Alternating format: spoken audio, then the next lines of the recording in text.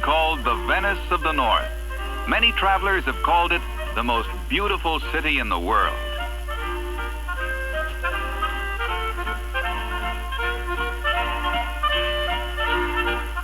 It is unique among world capitals. Built on 20 islands where many lakes empty into the Baltic Sea, Stockholm was born as a 13th century fort, built to protect the seafaring people against plundering pirates. Much of that old town still remains, surrounded by a modern, prosperous community linked by bridges, parkways, and subways. Stockholm's suburban areas have been adapted from the American, but translated to Sweden's needs. Nature's bounty has not been bulldozed away. Wedded to the sea since time immemorial, the Swedes live for the water, and boat basins are everywhere. Sightseeing craft ply the waterfront by the dozen, for there is no more inspiring sight than the panoramic sweep one views from the seaside. Stockholm's town hall is world famous as a gem of Scandinavian architecture. The original nucleus of Stockholm is Old Town, or the city between the bridges. It is one of the smaller islands, and it is still the administrative center of the Swedish government.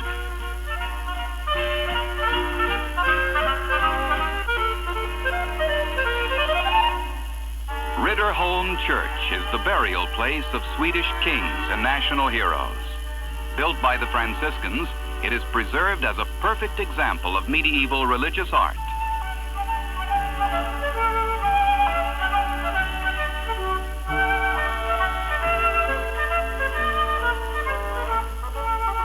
Nearby is Storkyrkan, the great church and the oldest in Sweden, dating from the year 1260. The Skeppsbron is a broad waterfront plaza that flanks the old town. For more than 700 years, this has been the pulse of Sweden's sea trade. And just a few yards away are buildings and shops that remain unchanged. Now these narrow streets are closed to traffic, making them a pedestrian's paradise. Here, the 20th century seems worlds away. The Royal Palace dominates the old town. As in London, the changing of the guard is a major attraction. Only on national holidays are the palace troops in dress uniform. On other occasions, they turn out shiny bright in regimental dress. 3 bridges connect Old Town Island with modern Stockholm. Among the sweeping crescent that borders the seawall is the world-famed Grand Hotel. Nearby is the House of Parliament, seat of Sweden's democratic monarchy. The Royal Opera House has presented the star and trained the novice for centuries. And standing before it in all its majesty is a statue of King Gustavus Adolphus, who died in the 30 Years' War. The blend of old and new Stockholm continues in a bank of modern office buildings. That Stockholm doesn't hesitate to adopt the new is accented by her shopping plazas. The city was one of the first to build such arcades, banning motor traffic and giving the streets back to the shopper afoot. It is a plan that is spreading to urban areas around the world.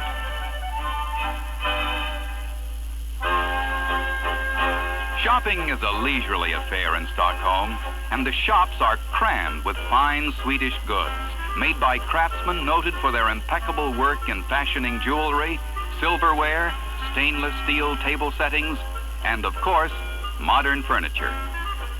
There's no better way to finish your lunch hour than a rest in the park. Stockholm has many.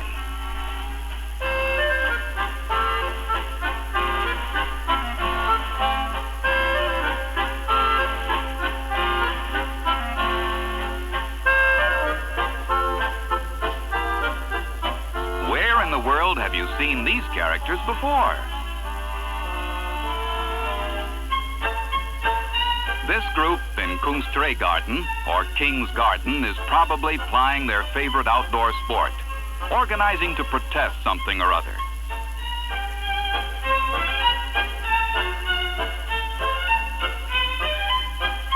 Fads have no national boundaries.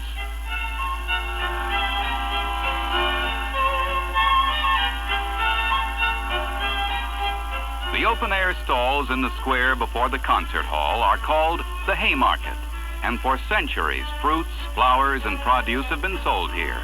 It is a place to browse and bargain, the eternal joust between buyer and seller.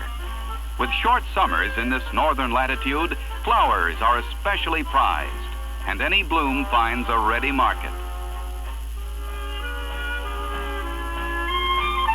The concert hall that faces the Haymarket invariably plays to full houses. Admission prices are low for the music-appreciating Swedes, and the great orchestras of the world have performed here. The Carl Millis Fountain Orpheus is a national treasure. Traffic is not too heavy for the sword-carrying policeman on the road to Drottningholm Castle, another residence belonging to the royal family.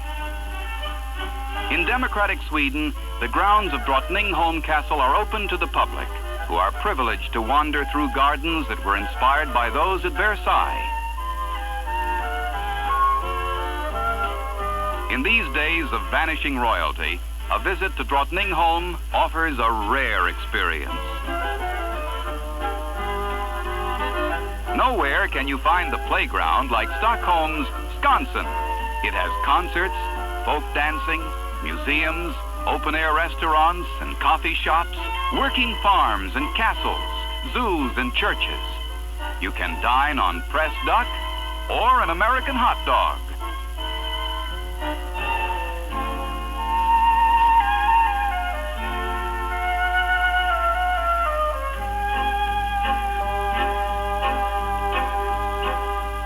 A colorful past lives on in modern Stockholm, and the younger generation will never lose the rich cultural heritage that has been handed down for centuries.